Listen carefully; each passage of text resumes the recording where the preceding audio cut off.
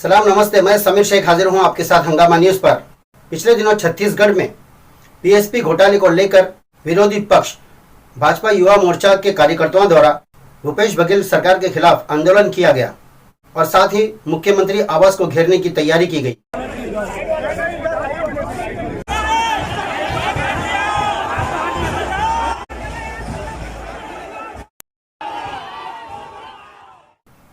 छत्तीसगढ़ सरकार द्वारा आंदोलनकारियों को रोकने के लिए और मुख्यमंत्री आवास से दूर रखने के लिए कई प्रकार के बैरिकेड व भारी पुलिस बल तैनात किए गए थे। आंदोलनकारियों द्वारा आगे बढ़ने पर और बैरिकेड को तोड़ने के दौरान आंदोलनकारियों और पुलिस के बीच काफ़ी तनातनी भी हुई, जिस कारण कुछ आंदोलनकारियों और कुछ पुलिस के जवान भी जख्मी हुए। इसी दौरान हमारे प्रतिनिधि ने भाजपा युवा मोर्चा के पदाधिकारियों के साथ बात की। आइए देखते हैं रिपोर्ट। भारतीय जनता पार्टी के आप सारे कार्यकर्ता हैं और युवा वर्ग के हैं। युवाओं के भविष्य पर आप लोग कह रहे हैं कि जो वर्तमान की सरकार खिलवाड़ कर रही है, किस प्रकार से खिलवाड़ कर रही है और उसका विरोध आप कैसे कर रहे हैं? देखिए, विरोध कर रहे हैं कि आज मुख्यमंत्री आवास को घेरने का हम निश्चय किया है भारतीय जनता युवा मोर्चा के हमारे सब भाइयों ने, हमारे कार्यकर्ताओं ने। और उसका कारण यह है कि पीएससी में इतना बड़ा घोटाला कि जिसमें छत्तीसगढ़ के युवाओं का हक था, उन नौकरियों पे अपने अपने लोगों को इस सरकार ने बैठाने का प्रयास किया है और इसमें उन्होंने अपने लोगों को नौकरियां दी हैं।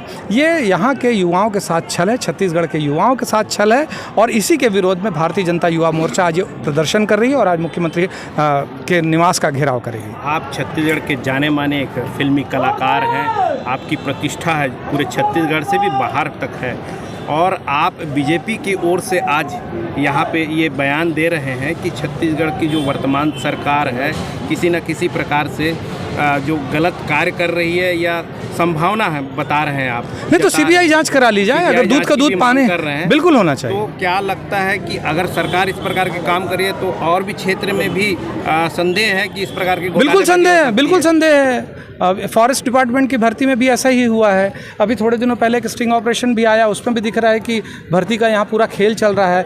यहाँ जो कलेक्शन का काम चल रहा है और बाकी के प्रदेशों में कांग्रेस की फंडिंग चल रही है छत्तीसगढ़ के पैसे से। जिस पैसे पे छत्तीसगढ़ का हक है उस पैसे से दूसरे जगह पे कांग्रेस पार्टी को दिया जा रहा है। वो सब खेल पूरी छत्तीसगढ़ की जनता जान गई। कोयला हो, चाहे पीएससी हो, चाहे रेत का घोटाला हो, चाहे शराब का घोटाला हो, सारे घोटालों से भरपूर सरकार है। तो आप सीधे तौर पर ये कहना चाहते हैं कि अब भूपेश की सरकार को टाटा बाय बाय होना चाहिए? बिल्कुल टाटा बाय बाय। देखिए पीछे बैरिकेड उखड़ रहे ना, ऐसी सरकार आज से उखड़ना शुरू हो गई है और 2023 के चुनाव में भारतीय जनता पार्टी की सरकार बनेगी और ये कांग्रेस की सरकार यूं ही उखड़ेगी।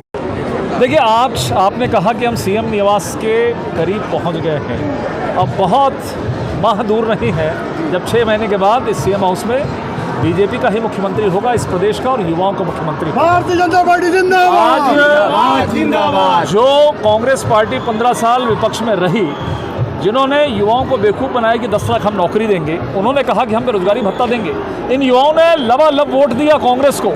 लेकिन आज 5वें साल ये स्थिति है कि छत्तीसगढ़ का युवा यहाँ पर जमीन पर संघर्ष करता हुआ दिखाई दे रहा है और ऐश कर रहा है कौन? अधिकारी के पुत्र। एक एक परिवार से 2-2 पुत्र मेरिट में, कांग्रेस के नेताओं के पुत्र पुत्रियां भतीजे वो सेलेक्ट हो रहे हैं पहले फर्स्ट 20 के अंदर में। सीधा आरोप ये है कि पैसा लेकर जिस तरीके से नियुक्ति दी जा रही है, एक बार फिर वही पुरानी याद आ गई अर्जुन सिंह के समय की, श्यामाचरण शुक्ल समय की, कि जब पैसा देकर इस तरह के कामों को किया जाता था। बीच में ये सब बंद हो गया था, लेकिन भूपेश बघेल ने फिर से वो परंपरा लागू की है।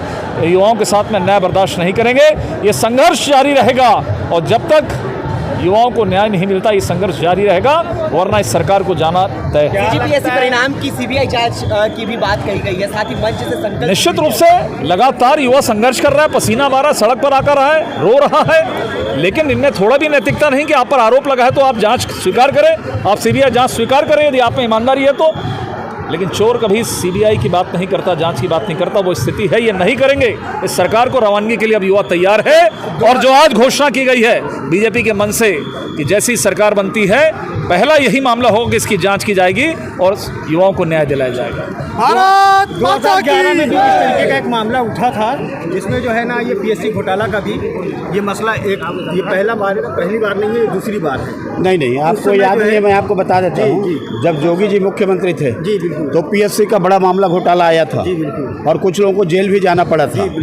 वही स्थिति अभी भूपेश सरकार के है। जब जब कांग्रेस की सरकार आती है तो भ्रष्टाचार परम सीमा पर, और उसमें बाकी तो खा रहे हैं, कोयला खा रहे हैं, रेत खा रहे हैं, ज़मीन घोटाला कर रहे हैं, लेकिन कम से कम युवाओं को तो छोड़ देते हैं। पीएससी में भी पैसा लेने से नहीं चुके, और जिस प्रकार से यहाँ पर घोटाला किया गया है, आज आम जो युवा है वो इनको लगने लगा है कि हमने गलती किया इस सरकार को बना करके, क्योंकि उनके भविष्य के साथ में जिस प्रकार से इन्होंने शरारत किया है, उनके भविष्य को चौपट करने का काम किया है। मैं समझता हूँ ये सरकार को 1 मिनट भी रहने का अधिकार नहीं है, और भूपेश बघेल को, मुख्यमंत्री को, यदि विश्वास है और हिम्मत है तो इसकी जांच करानी चाहिए।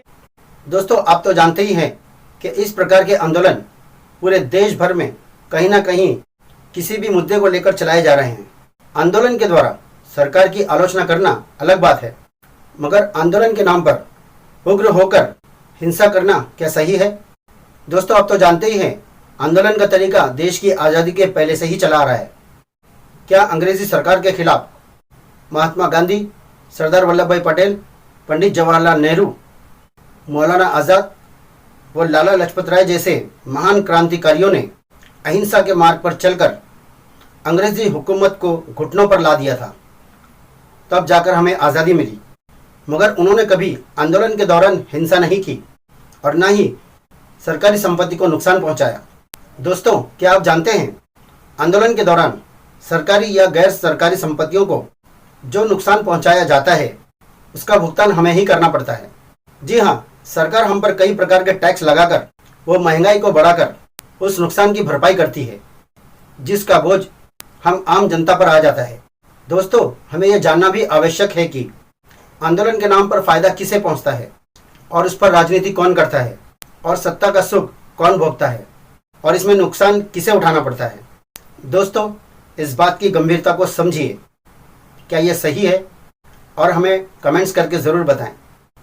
ऐसे ही अन्य खबरों के लिए हमारे चैनल हंगामा न्यूज़ को लाइक, शेयर और सब्सक्राइब करें। अब मुझे दीजिए इजाज़त। जय हिंद, जय भारत।